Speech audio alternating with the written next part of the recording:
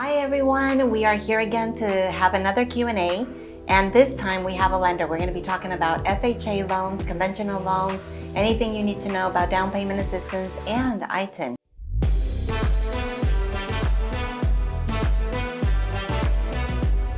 So we have Francisco here, and he actually offices from our office. So Francisco, tell us a little bit about you. Hey everybody, my name is Francisco Cuevas and I'm with Landbright Mortgage. My MLS number is 933344. And yes, I do office here, so if you ever want to do a meeting in person, just let me know and I'll be available. Okay, great. So we're gonna start off by talking a little bit about the difference between FHA and conventional. Tell us, how does that work and who qualifies for what? Yeah, okay, so it's the two most common types of mortgages. The FHA is commonly used for first-time home buyers because it's easier to qualify. You know, there's a lot less credit score restrictions, there is less down payment in occasions, and also on the credit score specifically, it can go a lot lower than a conventional loan. The conventional loan is a little bit more difficult to get approved on the client side, but it does offer a couple of benefits on the financing portion, like mortgage insurance and all that good stuff. Okay, I do have a question about that. So I remember when I started real estate, the highest or the lowest credit score that you can get a loan with used to be 580, and now it's kind of slowly increased. What is it at now, and why has it increased? So the 581 is still there. It just requires a lot more exceptions or a lot more requirements. For instance, a bigger down payment or maybe a higher interest rate or something. You just mix and match, and depending on what the system tells us, then you could go ahead and get that exception and go all the way to 580. Typically, I go based off what the down payment programs minimums are, because if they usually set the bar, and if you can get to those minimums, you should be able to qualify for a regular FHA.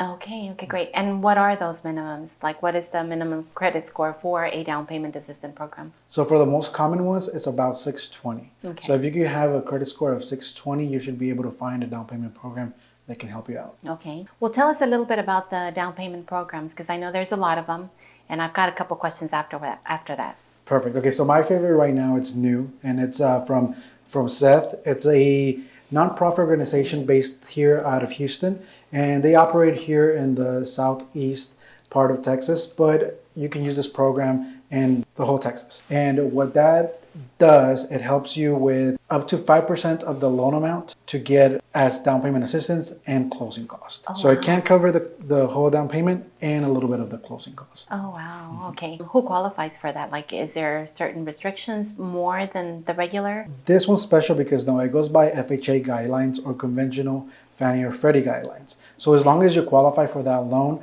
and you meet the income restrictions based on county and area, you should be able to qualify for that program. This one I love because it is for first-time home buyers, and you can also use it if you have one home and going to buy another one.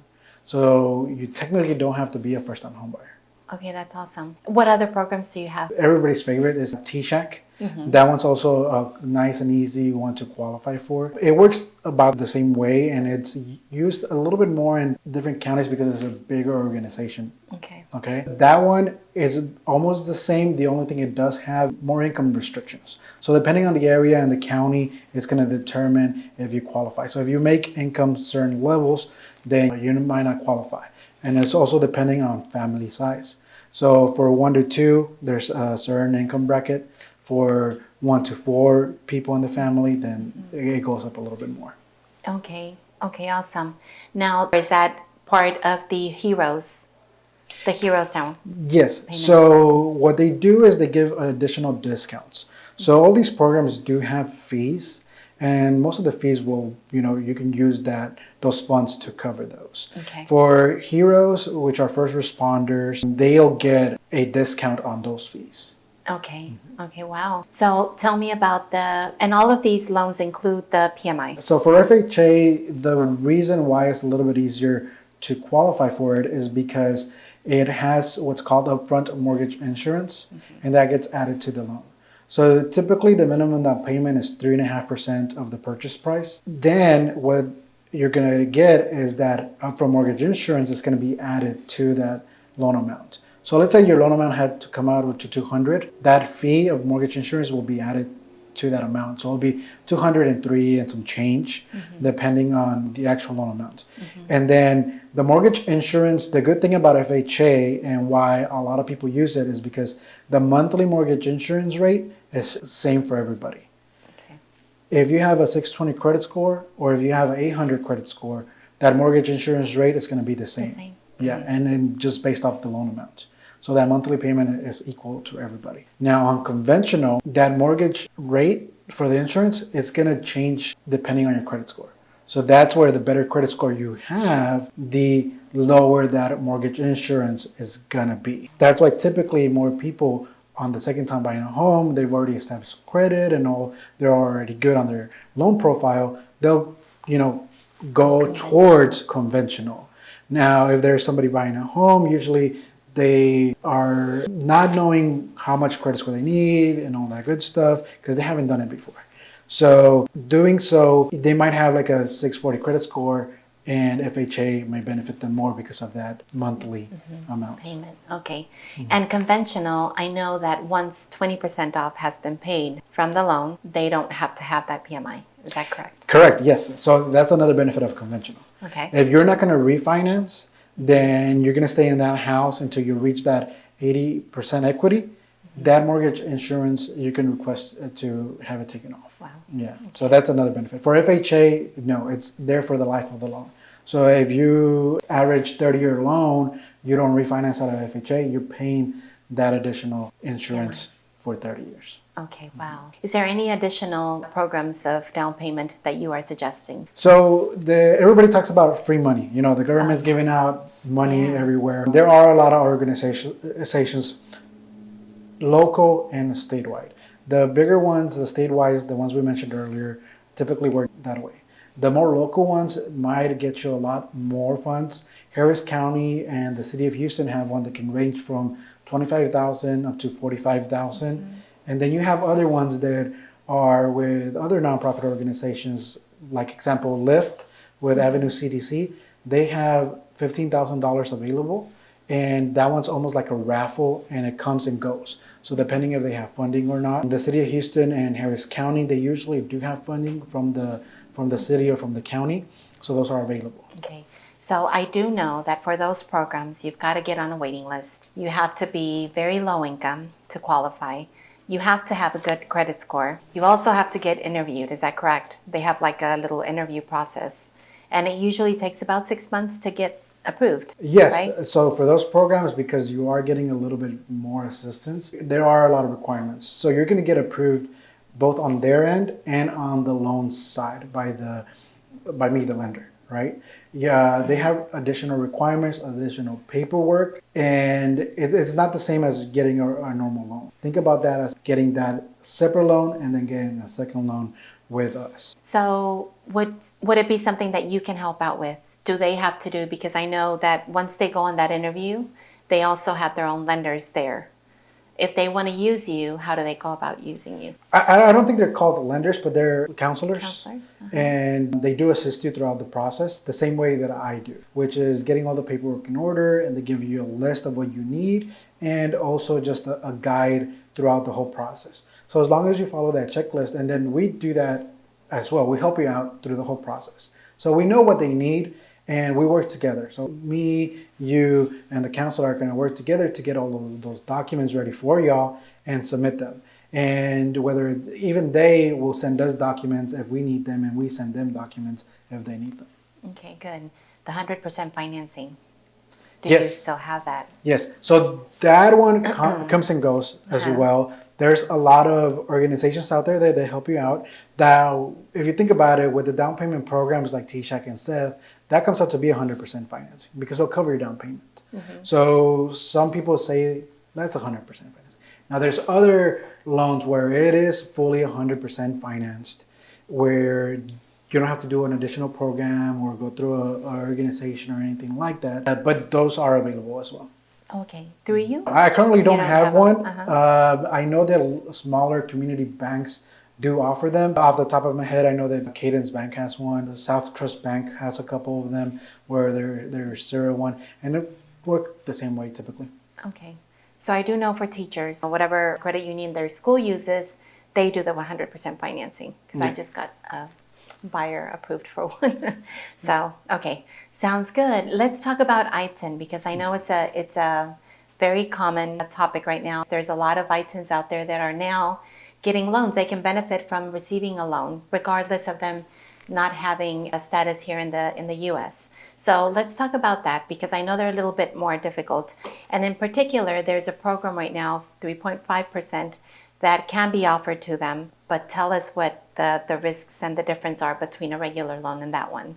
Okay, yeah, that's a great question. We do have I-10 loans available, and everybody should know that. And it works the same way. The I-10 number is used the same way as the Social Security number. So we pull credit the same way, we review the credit report the same way, and the credit scoring is the same way. So you're going to get the same amount of points. If you got a better credit score with your I-10, you get a better rate. This new program offers 3.5% down, and it follows the FHA guidelines, which is really good. It makes it easy for the client to qualify. Now, it is a little bit more difficult because the paperwork is not the same from somebody that has an I-10 and somebody that has a social. So it does require a longer time to get that approved, and it does require more documentation. The good news is if for some reason you have an I-10 and you don't have any credit, because a lot of people don't know that you can get credit with that I-10, we could do non-traditional credit. What that means is that we can use your current rent. So if you live in an apartment, as long as the lease is under your name or your current landlord can provide verification that you live there for 12 or plus months, we can use that for non-traditional credit. And then utility bills. We'll need 3 or 4 cell phone bill, water bill, anything that's under your name showing that you've made 12 payments, and we can use that as your credit. Okay. So for the I-10, the point, usually the interest rate is not the same. Is that correct? Yes, correct. Just like any other loan, a conventional FHA won't have the same interest rate. Neither will other types of non-conforming loans. And they are a lot higher because the risk is there. You know, they're technically not legally allowed to be here. So the lender gets that risk. In order to offset that risk, the rate is going to be higher. It can be as minimum as 1% up to 4% of what the market's going. For example, if the rate right now is 7.125, then for I-10, you can get an 8.125. Okay. And the requirements are the same. What if they have their own business? It's also going to depend on what they're reporting. Correct. Now, as a lender, what we do to verify your income is look at documentation. It's not something that you can just tell us and we write it down. For I-10 loans, we do have to verify your income the same way. So the first thing we do is look at your tax returns to see what the income is there. But we do have alternatives as far as if the income is not reported on the taxes, we can do a bank statement, or we can do 1099 if they have 1099s, or we can also do a letter from a CPA. So there's different options for people that are self-employed. And that's not only for I-10s, that's also for people with socials. So that's called a bank statement loan or a 1099 loan or a CPA loan. If we could get somebody to verify that income, we can use that for a loan. Okay. I've had in the past, and I ask this question because I want to make sure that all of our agents out there also are aware of this. But if for some reason they didn't file enough money and they need to be at a certain level, and they can file it, but they're just trying not to pay taxes, they can actually go back to their income tax person and have them fix that. Is that correct? For the previous year? Well, they have to talk to their tax preparer to do that strategy. Now, you're not allowed to do that if you are going to purchase a home. Whatever you file is what you need to file, and you have to leave it that way on the mortgage side. Now, talking to your tax preparer, they're going to give you options, and I don't know what those would be. Okay, so I have a question. How many FHA loans can you actually qualify for, or can you have? Okay, that's a great question. You can only have one FHA loan. So if you're moving or want to buy another home and your current home has an FHA loan, you're not going to be able to use that FHA program anymore. There are ways around it, but it's really hard. It has to be like, oh, you're moving a certain distance, or there's got to be a legitimate reason to get that second FHA loan, and depending on that reason. But no, you can only have one. Okay, so before I ask this other question, I have one more question. So we get a lot of people that move in from either California, New York, because of course our houses are better here, better price, and so because of that, they sometimes like to buy but not live in it. How does that qualify? Because I know a lot of my clients that have actually moved, they have not been able to purchase a home because they actually don't work in Texas. So is that something that you can help them with, or is there a way around that? Well, depending on the type of mortgage they're getting. If they're going to get an FHA loan, which FHA loan is for primary residence, they have to live on there. If they're going to sign a document saying their intent is to move in within a certain time frame. For conventional, with a certain down payment, you can rent it out. So it just depends on the type of loan that you do get. And they just have to make sure that whenever we do that, we notate that like, oh, they're from California and they're going to potentially use this one for a rental property. Okay. Okay, sounds good. So I've heard of MCC?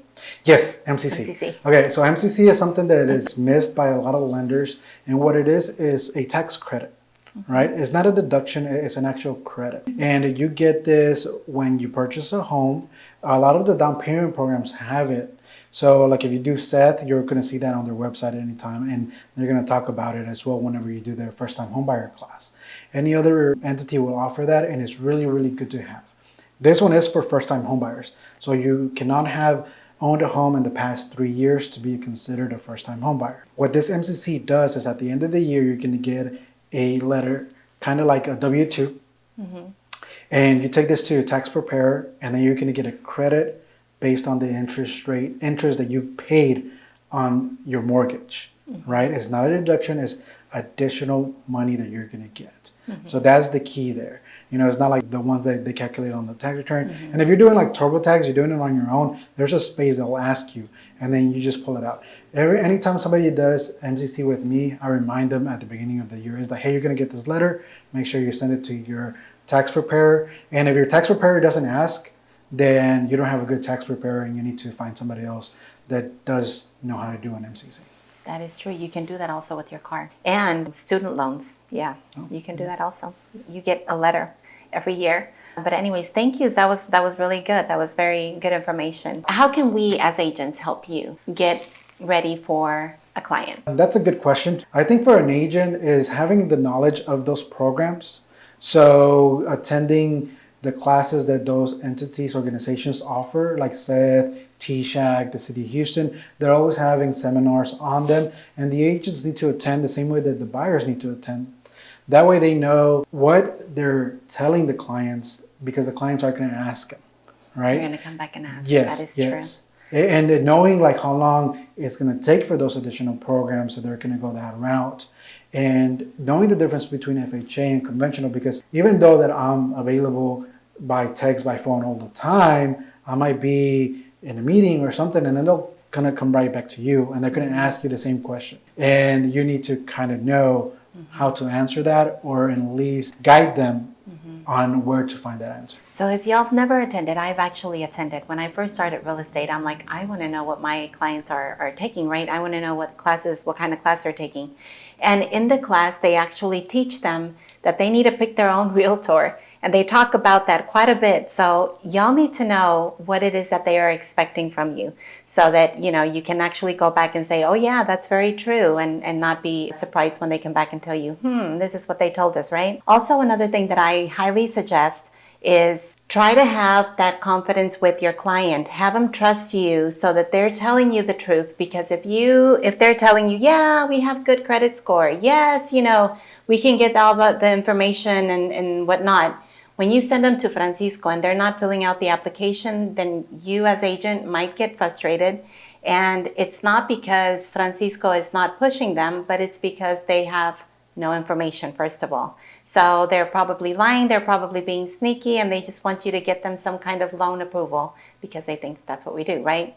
So make sure that you have their trust, that you are actually asking the right questions to them. What is it that you make? And I'm not asking you this because I want to know. This is so that I can make sure that you qualify for an application, okay? So, but if you have any other questions, Francisco, how do we get a hold of you? What is your phone number and your email? Yes, so my phone number is 832-606-9781. My email is francisco@bartoncreeklending.com. And the easiest way to reach me would just be through text and calling my cell phone. I'm available. One thing I do want to mention is that if you are planning to buy a home, the earlier the better to get ready is key, because we need to know what's on your credit report. We need to look at your documents. So even if your lease is going to expire next year or in 6 months, if there's something on your credit report, it might take 6 months to get it updated, right? And if there's a document missing that might take you a while to get, then that's also going to be a factor in your loan approval.